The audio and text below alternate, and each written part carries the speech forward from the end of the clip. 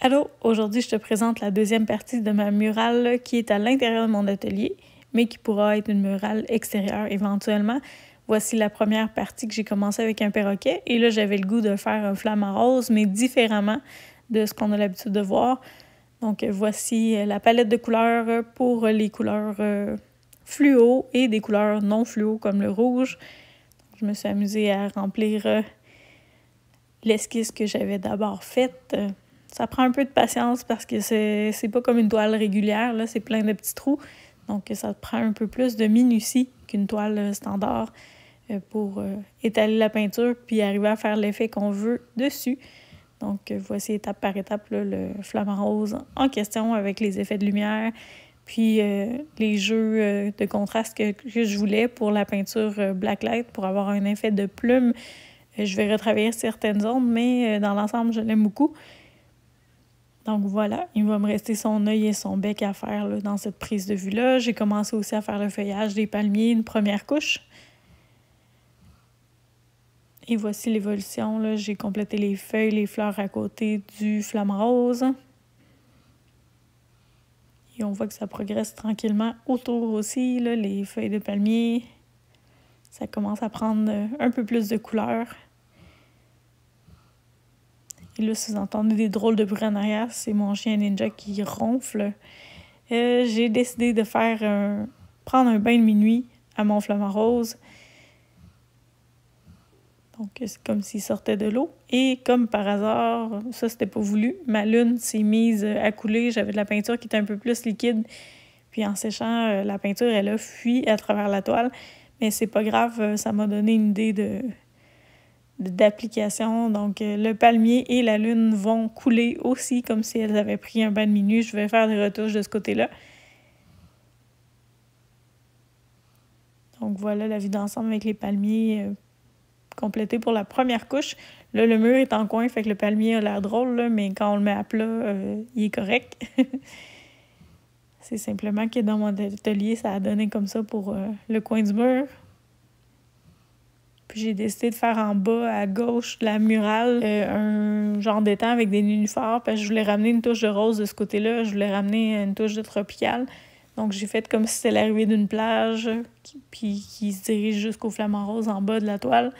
Mais j'ai ajouté des petits détails sur le côté, là, pour venir compléter, parce qu'il y avait un espace vide. J'avais pas vraiment d'idée précise de quoi faire. Puis là, j'ai décidé de rajouter des fleurs, mais j'avais pas le goût de refaire une fleur d'hibiscus. Donc, je me suis dit nénuphar, ce serait une belle option, étant donné que le flamant rose, il se baigne à la plage, sur le bord d'un marécage, sûrement.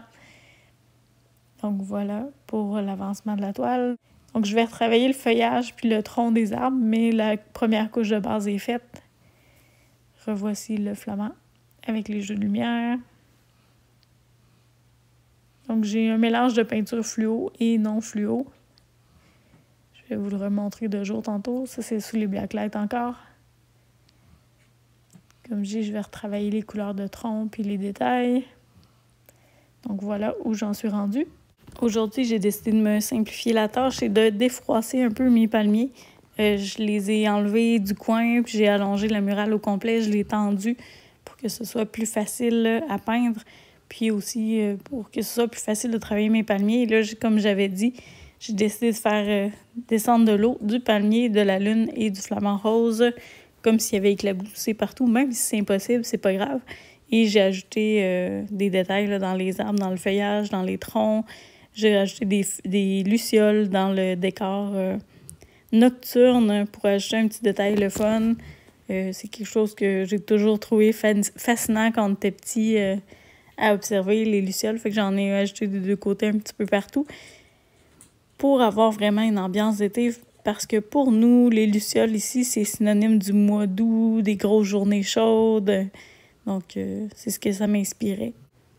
J'ai aussi retravaillé l'œil et le bec du flamant rose, ainsi que toutes les petites plantes et les détails autour.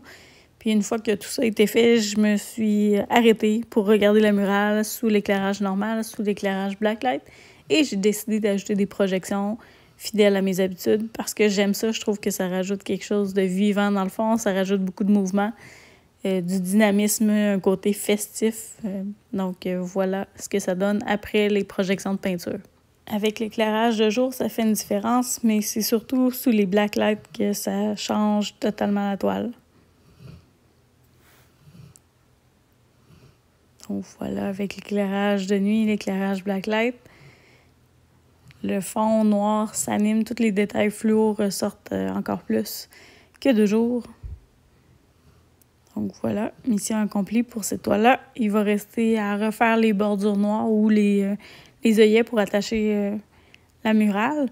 Fait que je refais toujours ces bandes-là en noir et avant de l'envoyer à l'extérieur, il faut la vernir avec un vernis extérieur pour s'assurer que les couleurs vont être préservées. Puis, selon les tests que j'ai faits, ça se passe bien. Avec les murales que j'ai faites l'année passée, là, les couleurs réagissent encore à la lumière blacklight facilement. Les couleurs sont encore belles, sont encore vives. Donc, j'ai fait beaucoup de tests de peinture l'année passée, puis des tests de vernis aussi pour voir qu'est-ce qui durait le mieux. Et j'ai décidé volontairement de laisser mes 4 murales extérieures dehors pendant tout un hiver et pendant les 4 saisons pour voir comment que ça réagirait. Et ça performe très, très bien. Je suis contente de mes tests de peinture. Alors, maintenant, je peux l'appliquer sur des plus grandes murales comme celle-ci, qui fait 12 pieds de longueur par 5 pieds de haut. Elle peut être mise au complet ou fractionnée. Et elle sera disponible à partir de la première fin de semaine de juin. D'ici là, j'ai mon ouverture d'atelier. C'est possible d'aller voir mes toiles sur pgkinart.square.site. C'est possible de s'y rendre aussi en scannant simplement le code QR qui est ici. Et sinon, mon atelier permettra de voir la murale en vrai si jamais c'est quelque chose qui t'intéresse lors d'un vernissage le 31 mai en soirée. Si ça t'intéresse, écris-moi. On trouvera moyen de coordonner tout ça. Puis, c'est possible de voir toutes mes créations, évidemment, sur la chaîne YouTube Why Not, la playlist PG Kin Art et Joyeux Dégâts. Merci de ton écoute et à bientôt!